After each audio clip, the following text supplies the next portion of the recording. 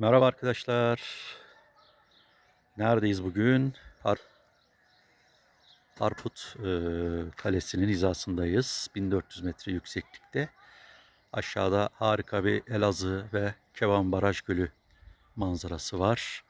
Kale etrafı çok güzel, yemyeşil. Yükseklikten dolayı da serin, gayet nefis bir hava mevcut. Kaleyi şöyle biraz daha yakın göstereyim.